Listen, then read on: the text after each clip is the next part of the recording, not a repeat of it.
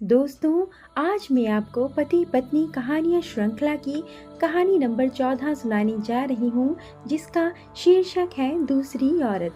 तो चलिए कहानी की शुरुआत करते हैं। पर कहानी सुनने के पहले कृपया वीडियो को लाइक, शेयर और चैनल को सब्सक्राइब करना ना भूलें।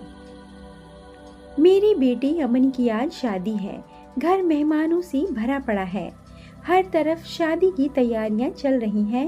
यद्यपि मैं इस घर का मुखिया हूँ, लेकिन अपने ही घर में मेरी हैसियत सिर्फ एक मूक दर्शक की तरह बनकर रह गई है।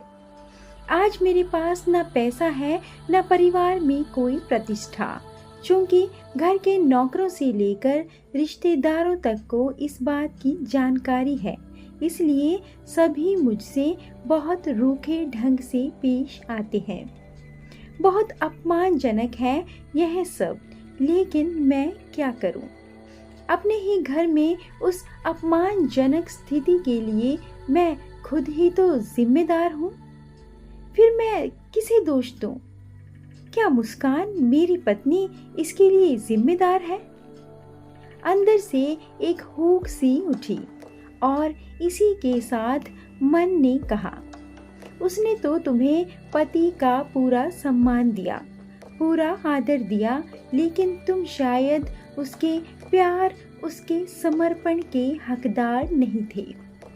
मुस्कान एक बहुत कुशल गृहिणी है, जिसने कई सालों तक मुझे पत्नी का निश्चल प्यार और समर्पण दिया। पर मैं ही नादान था जो उसकी अच्छाइयाँ कभी समझ नहीं पाया। मैं हमेशा उसकी आलोचना करता रहा, उसे मानसिक रूप से प्रताड़ित करता रहा। अपने प्रति उसके लगाव को हमेशा मैंने ढोंग समझा। मैं सारा जीवन मौज मस्ती करता रहा और वह मेरी अय्याशियों को घुट घुट कर सहती रही। मेरे अपमान वे अवमाननापूर्ण व्यवहार को सहती रही। वह एक सीधी साधी सुशील महिला थी और उसका संसार सिर्फ मैं और उसका बेटा अमन थे। वह हम दोनों के चेहरे पर मुस्कुराहट देखने के लिए कुछ भी करने को हमेशा तैयार रहती थी। लेकिन मैं अपने प्रति उसकी उस अटूट चाहत को कभी समझ ना पाया।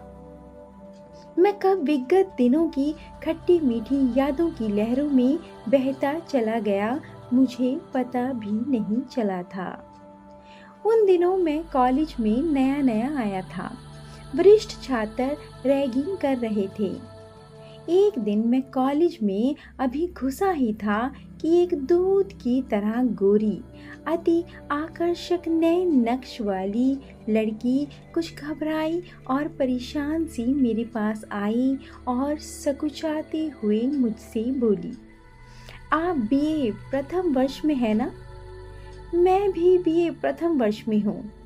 वह जो सामने छात्रों का झुंड बैठा है, उन लोगों ने मुझे कहा है कि मैं आपका हाथ थामे इस मैदान का चक्कर लगाऊं।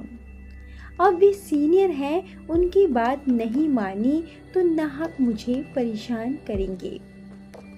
हाँ हाँ, मेरा हाथ आप शौक से थामिए, चाहे तो जिंदगी भर थामे रहिए।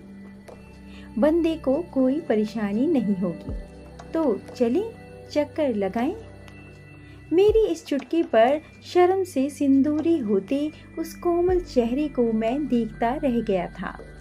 मैं अब तक कई लड़कियों के संपर्क में आ चुका था, लेकिन इतनी शर्माती, सकुचाती सुंदरता की प्रतिमूर्ति को मैंने पहली बार इतने करीब से देखा था। उसके मुलायम हाथ को थामे मैंने पूरे मैदान का चक्कर लगाया था और फिर ताली बजाते छात्रों के दल के सामने आकर मैंने उसका कांपता हाथ छोड़ दिया था कि तभी उसने नजरें जमीन में गड़ाकर मुझसे कहा था, आई लव यू। और यह कहते ही वह सुबक सुबक कर रो पड़ी थी और मैं मुस्कुराता हुआ उसे छोड़कर क्लास में चला गया था। बाद में मुझे पता चला था कि उस सुंदर लड़की का नाम मुस्कान था और वह एक प्रतिष्ठित धनाढ्य परिवार की लड़की थी। उस दिन के बाद जब कभी भी मेरा उससे सामना होता, मुझसे नजरें मिलते ही वह घबरा कर अपनी पलकें झुका लेती और मेरे सामने से हट जाती। उसकी इस अदा ने मुझे उसका दीवाना बना दिया था। मैं क्लास में कोशिश करता कि उसके ठीक सामने बैठूं। मैं उसका परिचय पाने और दोस्ती करने के लिए बेताब हो उठा था। मेरे चाचा जी की लड़की निधि, जो मेरी ही क्लास में थी, वह मुस्कान की बहुत अच्छी सहेली थी।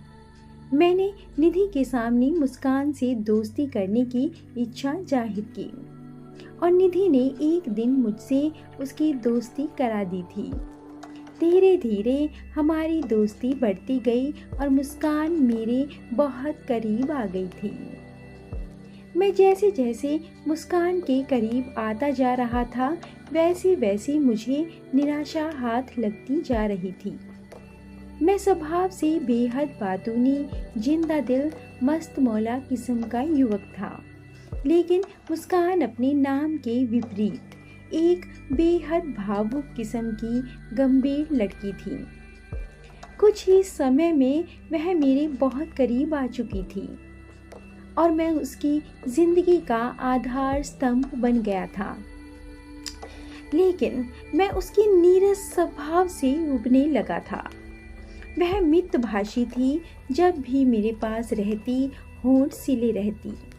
जहाँ मैं हर वक्त खुलकर हंसता रहता था, वहीं मैं हर वक्त गंभीरता का आवरण ओढ़े रहती। दिन गुजरने के साथ जैसे जैसे उसके व्यक्तित्व का यह पहलू मेरे सामने आ रहा था, मैं वैसे उसके प्रति मेरा मोह भंग होता जा रहा था। जहाँ वह मानसिक रूप से दिन पर दिन मेरे करीब आती जा रही थी, वहीं मैं जानबूझकर अपने को उससे दूर करता जा रहा था, क्योंकि मैं जानता था कि उसके और मेरे रिश्ते का कोई भविष्य नहीं है।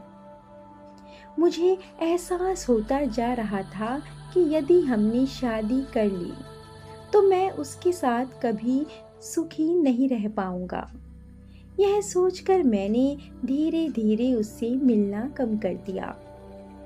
लेकिन निधि से मुझे पता चला कि मेरे इस रवैये से वह बहुत दुखी और परेशान रहने लगी थी, क्योंकि वह मुझसे भावनात्मक तौर पर जुड़ चुकी थी। निधि ने तो मुझे यह भी बताया कि अगर मैं मुस्कान से शादी नहीं करूंगा तो वह अपनी जान दे देगी, लेकिन किसी और लड़के से शादी नहीं करेगी। निधि की इस बात से मैं परेशान हो गया था। एक दिन मुस्कान को मैंने अपने और उसके विरोधाभास के बारे में बताया कि हम दोनों के स्वभाव में जमीन आसमान का अंतर होने की वजह से वह कभी मेरे साथ सुखी नहीं रह पाएगी।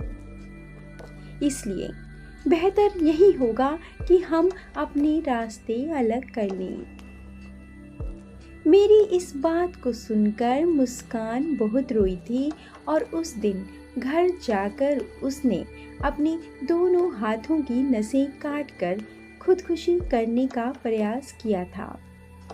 उस दिन मुस्कान के घर वालों को मेरी और मुस्कान की दोस्ती के बारे में पता चल गया था।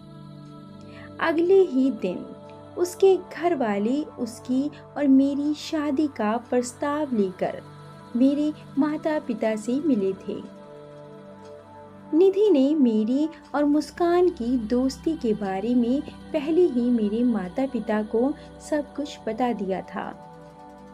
सो मेरे माता पिता ने मेरी राय बिना पूछे उससे मेरा रिश्ता पक्का कर दिया था। बाद में मैंने अपने माता पिता से इस रिश्ते को तोड़ने की लाख मिन्नतें की, लेकिन उन्होंने मेरी बातों पर ध्यान नहीं दिया और आखिरकार मेरी शादी मुस्कान से हो गई। विवाह के बाद मुस्कान ने मुझे वे सारी खुशियाँ दी थी जिनकी एक पति को अपनी पत्नी से अपेक्षा होती है। शादी के बाद के पहले 2 से 3 वर्ष बहुत अच्छे बीते। वक्त के साथ मैं एक प्यारे से बेटे का पिता बन गया था। उसको गोद में उठाकर मैं बेपनाह खुशियों से भर जाता। उसे लाड़ दुलार कर मुझे बहुत सुकून मिलता। लेकिन लगभग 3 सालों के विवाहित जीवन के बाद हमारे दाम्पत्य जीवन में कुछ ठहराव सा आने लगा था। हमारे संबंधों में एकरसता और ऊब की शुष्कता पसरती जा रही थी। दोस्तों, कहानी जारी रहेगी। कहानी के भाग 2 के लिए चैनल के साथ जुड़े रहें और कहानी कैसी लगी कमेंट करके ज़रूर बताएं। और अगर कहानी अच्छी लगी हो तो वीडियो को लाइक, शेयर और चैनल को सब्सक्राइब करना ना भूलें। धन्यवाद।